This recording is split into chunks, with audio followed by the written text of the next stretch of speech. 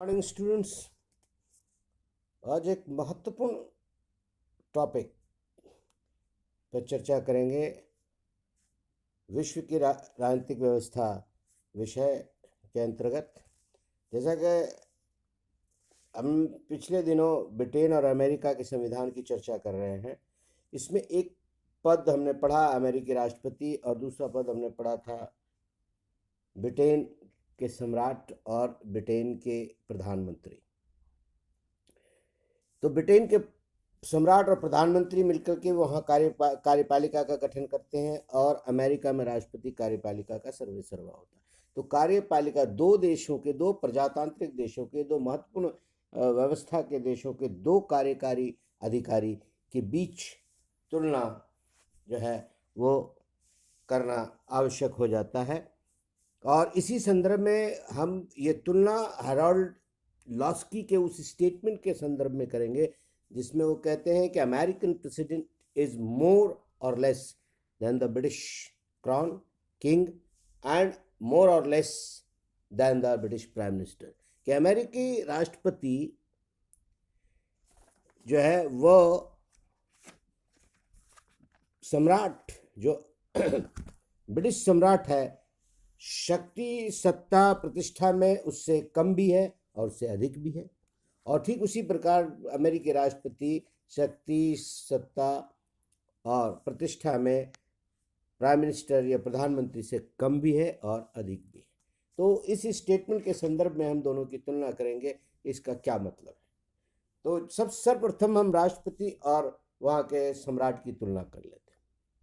राष्ट्रपति और सम्राट की तुलना करें तो क्या है, क्या समानताएं दोनों के बीच पाई। दोनों ही राष्ट्र का प्रधान है, दोनों के नाम से सारी जो है प्रशासनिक कार्य किए जाते हैं, दोनों ही के नाम से अपने अपने देशों में जो है, दोनों ही के द्वारा अपने अपने देशों में प्रमुख नियुक्तियां की जाती हैं, दोनों ही के द्वारा वहाँ के राजनयिकों का स्वागत किया जाता है और प्रमुख जो है राजनयिक अपने देश के दूसरे देशों में नियुक्त किए जाते हैं।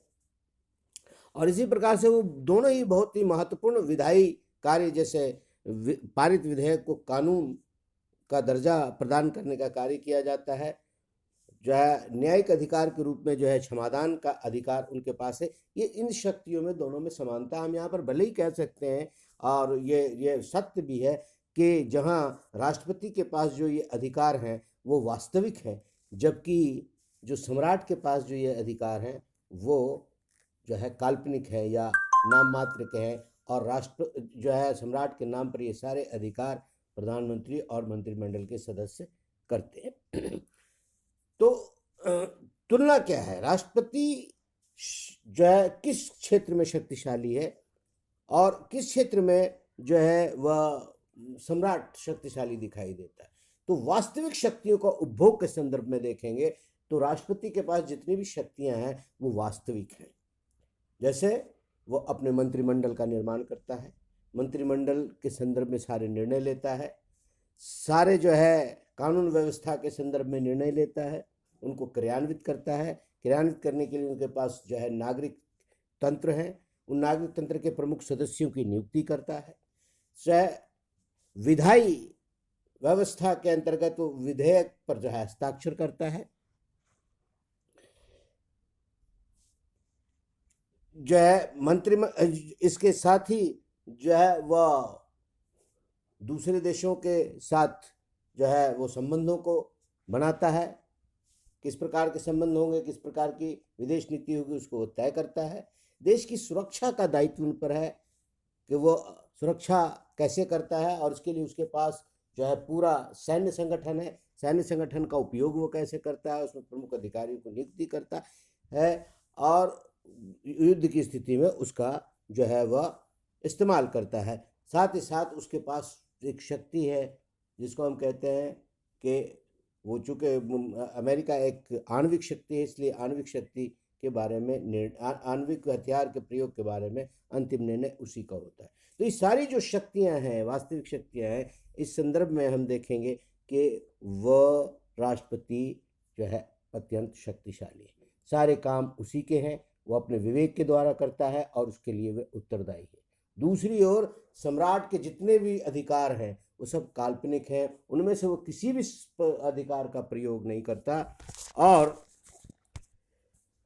किसी भी अधिकार का प्रयोग नहीं करता और न ही जो है उसके लिए वो उत्तरदायी है। वह एक स्वर्णिम शून्य है, केवल जो है नाम मात्र का या प्रतीकात्मक भूमिका का निर्वहन करता है। लेकिन कुछ ऐसी स्थिति है जहाँ सम्राट जो है वह राष्ट्रपति से बेहतर स्थिति में है। जैसे कार्यकाल को लेकर के, राष्ट्रपति का कार्यकाल हम जानते हैं 2 कार्यकाल से अधिक नहीं हो सकता। मैक्सिमम एक व्यक्ति जो है 2 कार्यकाल तक राष्ट्रपति के पद पर आसीन हो सकता है, चुनाव लड़ सकता है, जबकि सम्राट आजीवन होता है। दूसरी बात, राष्ट्रपति की आलोचना की जा सकती है, राष्ट्रपति की नीतियों की आलोचना की जा सकती है, क्योंकि राष्ट्रपति एक दल का व्यक्ति इसलिए पार्टीजन व्यक्ति है, जबकि सम्राट जो है वो राजनीति से ऊपर है, इसलिए जो है सभी लोग उनका सम्मान करते हैं, कोई उनकी आलोचना नहीं करता। एक और महत्वपूर्ण बात है कि वो सामाजिक एकता का प्रतीक है, जबकि राष्ट्रपति के साथ ऐसी स्थिति नहीं है। पूरा देश जो है सम्राट का सम्मान करता है और साथ ही साथ वो धार्मिक जो है संप्रभुता या धार्मिक शक्तियों का भी प्रतीक है, सर्वोच्च धार्मिक नेता है और धार्मिक प्रतिष्ठा का भी प्रतीक है। राष्ट्रपति के साथ ऐसी बात नहीं है। ब्रिटेन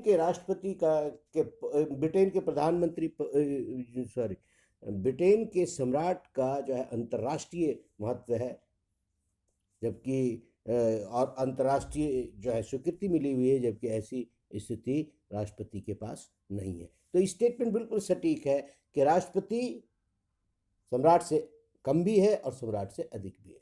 प्रतिष्ठा सम्मान की दृष्टि से यदि देखेंगे तो जो है सम्राट बेहतर स्थिति में है। वास्तविक शक्ति के संदर्भ में यदि तुलना करेंगे तो सम्राट बेहतर स्थिति में दिखाई देता है। दूसरा स्टेटमेंट है कि राष्ट्रपति प्रधानमंत्री से अधिक और कम भी है। तो राष्ट्रपति और प्रधानमंत्री की तुलना शक्तियों के संदर्भ में की जा सकती है। पहली चीज तो कि प्रशासनिक अधिकार के संदर्भ में यदि देखेंगे तो आप पाएंगे कि राष्ट्रपति अकेला व्यक्ति है, सारी शक्तियां उसमें निहित हैं, सभी निर्णय उसी के द्वारा लिए जाते हैं और उसके जो मंत्रिमंडल के सदस्य हैं वो सलाहकार हैं, वो कोई निर्णय नहीं लेता, वो निर्णय में जो है सहयोग करते हैं। जबकि यहाँ पर प्रधानमंत्री की स्थिति राष्ट्रपति से कमजोर दिखाई देती है। प्रधानमंत्री पद पर उस व्यक्ति को बुलाया जाता है जिसे निम्न सदन का बहुमत प्राप्त है और लगातार वो प्रधानमंत्री अपने मंत्रिमंडल का जब निर्माण करता है तो इसे ध्यान में रखना होता है कि वह बहुमत को कैसे बनाए। इसलिए वो अपने दल के प्रमुख सदस्यों को इग्नोर नहीं कर सकता, उसकी अनदेखी नहीं कर सकता, चाहे अनचाहे वो उनके दल के प्रमुख व्यक्तियों को मंत्रिमंडल में रखना अनिवार्य होता है। साथ ही साथ जो है जो सर्वोच्च निर्णय की संस्था है वो प्रधानमंत्री नहीं है बल्कि मंत्रिमंडल है, कैबिनेट है। कैबिनेट के द्वारा जो है वो सारे प्रमुख निर्णय लिए जाते हैं। ये अलग बात है कि उस मंत्रिमंडल की अध्यक्षता जो है वह प्रधानमंत्री करता है। प्रधानमंत्री तय करता है कि मंत्रिमंडल की बैठक कब बुलाई जाएगी, उसमें कौन कौन से मुद्दे डिस्कस किए जाएंगे और जो है किन किन लोगों को आमंत्रित किया जाएगा।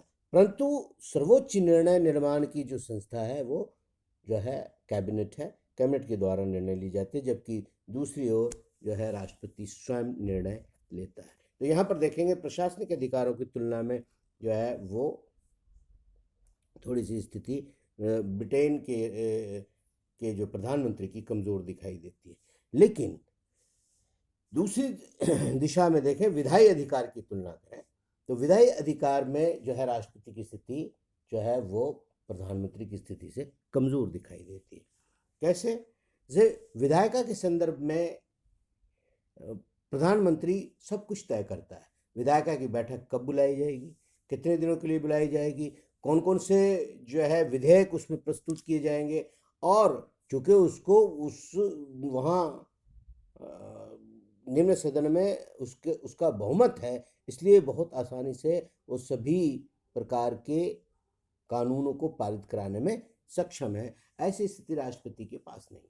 राष्ट्रपति केवल जो है सत्र बुलाए जाने पर, जो कि निर्धारित है, उसमें संयुक्त बैठक में वो जो है विधायिका का एड्रेस करता है और उसमें वो अपने प्रमुख जो है कानून की आवश्यकताओं की डिमांड जो है वो उनके सामने रखता है। अब उस पर कानून बना करके राष्ट्रपति को देना, यह विधायिका का काम है।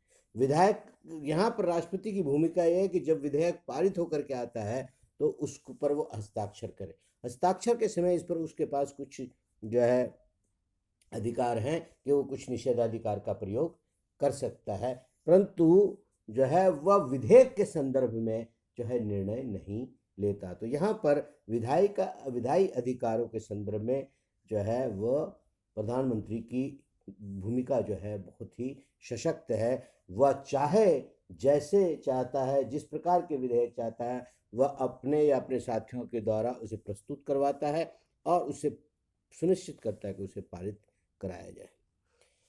उसी प्रकार से वित्तीय अधिकार के संदर्भ में भी जो है अमेरिकी राष्ट्रपति की स्थिति जो है प्रधानमंत्री की स्थिति से कमज़ोर दिखाई देती है। कई बार ऐसा हुआ है कि राष्ट्रपति ने जो है वित्त विधेयक प्रस्तुत किया, उसको उस रूप में विधायिका ने पारित नहीं किया और उसके कारण जो है कार्यपालिका अधिकारी जो राष्ट्रपति है उसको बहुत सारे विभाग बंद करने पड़े।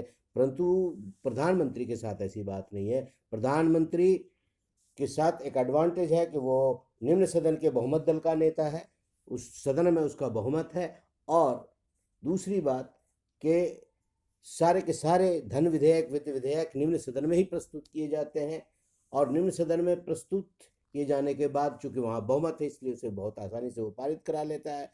उच्च सदन की भूमिका इसमें नगण्य है, इसलिए उच्च सदन इसमें किसी प्रकार की भूमिका नहीं निभाता। तो ऐसी स्थिति में वित्त विधेयक के संदर्भ में भी जो है राष्ट्रपति की स्थिति काफ़ी कमज़ोर दिखाई देती है।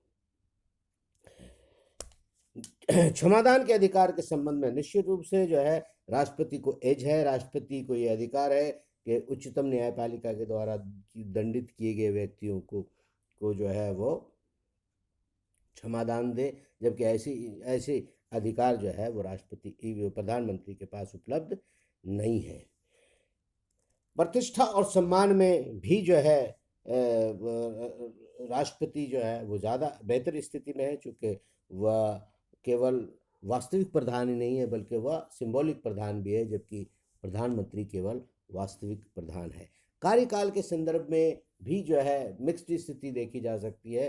जैसे कहता है कि राष्ट्रपति का कार्यकाल फिक्स्ड है, 4 साल है एक बार में, और अधिकतम 2 बार वो बन सकता है, तो 8 साल तक वो राष्ट्रपति पद पर आसीन रह सकता है और उसको उसके पद से हटाया जाना बहुत ही डिफ़िकल्ट प्रक्रिया है, बहुत ही मुश्किल कार्य है। जबकि प्रधानमंत्री का कोई कार्यकाल नहीं है, उससे निम्न सदन के द्वारा बनाया जाता है और निम्न सदन जब तक उसका समर्थन करता है तब तक वो अपने पद पर रहता है। ऐसी स्थिति में प्रधानमंत्री का एक जो है लाभ की स्थिति में वहाँ पाया जाता है कि यदि प्रधानमंत्री को निम्न सदन के बहुमत का विश्वास प्राप्त हो तो वो अनंत काल तक प्रधानमंत्री के पद पर कार्य कर सकता है। तो इस तरह से दोनों की स्थिति जो है दल के संदर्भ में दल के संदर्भ में स्थिति जो है वो राष्ट्रपति की ज़्यादा मजबूत कही जाती है, क्योंकि वहाँ पर जो दलीय व्यवस्था है उसमें अनुशासन नहीं है, इसलिए राष्ट्रपति जो है दल के संबंध में बंधा हुआ नहीं है,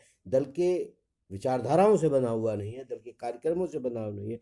इस संदर्भ में उसकी अपनी इंडिपेंडेंट स्वतंत्र जो है वो विचार हो सकते हैं, जबकि प्रधानमंत्री के साथ ऐसी बात नहीं है। प्रधानमंत्री को केवल अपने दल के कार्यक्रम, दल के विचारधारा और दल के अनुशासन में रह करके ही जो है चीज़ें करनी पड़ती हैं। तो इसलिए यहाँ पर दलीय संबंध जो है दोनों व्यक्तियों का, उसकी स्थिति में राष्ट्रपति की स्थिति ज़्यादा मजबूत दिखाई देती है। तो इस तरह से आप देखेंगे कि प्रधानमंत्री से यदि तुलना करते हैं हम राष्ट्रपति की, तो वह कहीं अधिक और कहीं कम दिखाई देता है राष्ट्रपति। और इस तरह से हम जो है ये देखते हैं कि जो हैरोल्ड लॉस्की का जो स्टेटमेंट है कि अमेरिकी राष्ट्रपति ब्रिटेन के सम्राट से किसी मायनों में अधिक भी है, किसी मायनों में कम भी है, ठीक उसी तरह प्रधानमंत्री से जो है शक्ति, सम्मान, प्रतिष्ठा की तुलना में कहीं वो अधिक है और कहीं वो कम है। तो इस तरह से बिल्कुल दो डिफरेंट, भिन्न प्रकार की राजनीतिक व्यवस्था की जो है कार्यकारी अधिकारी ये तुलना है। आज इतना ही, बाकी जो है नेक्स्ट क्लास में हम चर्चा करेंगे।